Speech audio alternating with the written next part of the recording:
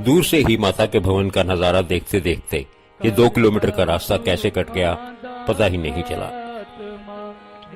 यहाँ बहुत बड़े बड़े भवन बने हुए हैं, होटल, धर्मशाला सब कुछ है। श्राइन बोर्ड की धर्मशाला भी बहुत हैं, जहाँ यात्री अपनी थकावट उतारने के लिए बैठ सकते हैं। ठंड से बचने के लिए कंबल भी किराए पर मिलते हैं। यहाँ बहुत बड़ी मार्केट भी बनी हुई है, जहाँ से आप प्रसाद वगैरह खरीद सकते हैं और माता से कनेक्टेड की रिंग्स, फोटोज और तरह तरह के सोवेनियर भी खरीदे जा सकते हैं। यहाँ माता रानी के दर्शन के लिए वो पर्ची दिखानी होती है जो आपने कटरा में रजिस्ट्रेशन करवाई थी। उस पर्ची के हिसाब से ही ग्रुप में लोगों को आगे भेजा जाता है। हमारा नंबर आ गया और हम दर्शन के लिए भवन की ओर चले। करीब 25-30 साल पहले भवन में जाने का एक ही रास्ता होता था। माता रानी की गुफा में से होके वो रास्ता माता की पिंडियों तक ले जाता था। उन्हीं पिंडियों के दर्शन के लिए श्रद्धालु ये 14 किलोमीटर की यात्रा करके आते हैं। यहाँ आपको इस गुफा के बारे में बताना चाहता हूँ। ये माना जाता है कि यहाँ पहुंच के माता रानी और भैरव एक दूसरे के आमने सामने आ गए थे और दोनों में युद्ध हुआ था। इस युद्ध में माता रानी ने भैरव के 2 टुकड़े कर दिए थे। उसका धड़ यहीं गिरा और उसका सर 1.5 किलोमीटर दूर पहाड़ के ऊपर जाके गिरा। जहां पर धड़ गिरा था वहीं से गुफा बनी हुई है।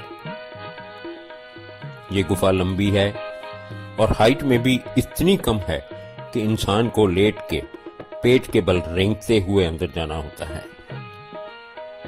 कहीं कहीं बीच में ऐसी जगह आती है जहां आप टेढ़े मेढ़े होके खड़े हो सकते हैं। और यहाँ 12 महीने 24 घंटे बर्फ जैसे ठंडे पानी की धारा बहती रहती है। गर्मी हो या सर्दी, ये पानी ठंडा ही रहता है और भक्तों को इसी पानी में चलना पड़ता है और लेट के इसी पानी में रेंगना पड़ता है। पहले इसी गुफा से ही अंदर जाने का रास्ता भी था और वापस आने का रास्ता भी था। आमने सामने से आते हुए लोगों को पूरी तरह से सुकड़ कर दूसरों को रास्ता देना होता था। लोगों की इस दिक्कत को दूर करने के लिए इस गुफा को बड़ा करने की कोशिश की गई। रास्ते को बड़ा करने के लिए पहाड़ काटना पड़ता। कहा यह जाता है कि जब भी पहाड़ को काटने की कोशिश की गई उसमें से खून निकला। लोगों का मानना यह है कि ये भैरव का खून है।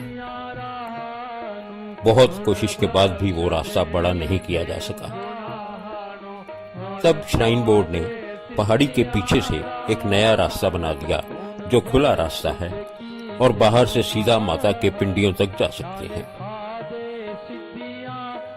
अब ये हो गया कि इस गुफा से अंदर जाने वाले भक्त भी उसी खुले रास्ते से बाहर आते हैं, ताकि गुफा में दोनों तरफ से आने जाने वालों का रश खत्म हो गया। और जो लोग उस गुफा में जाते हुए डरते हैं या हिम्मत नहीं कर पाते, वो पिंडियों तक उस पीछे वाले रास्ते से ही आते जाते हैं।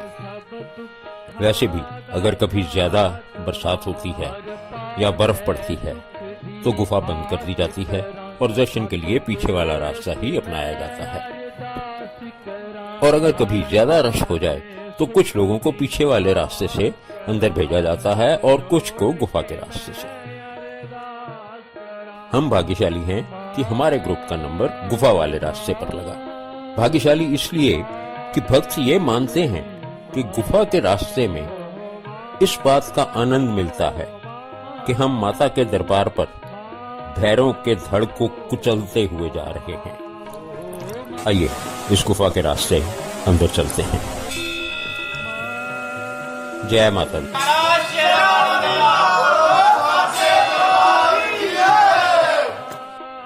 अब हम दुर्गा माता, काली माता और सरस्वती माता की पिंडियों के सामने हैं। जय माता दी।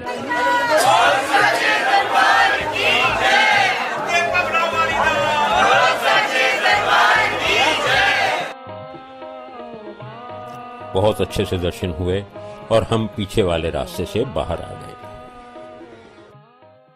दोस्तों, आप ये समझ रहे होंगे कि माता रानी के दर्शन करके हमारी यात्रा संपन्न हुई, लेकिन नहीं दोस्तों, अभी यात्रा पूरी नहीं हुई।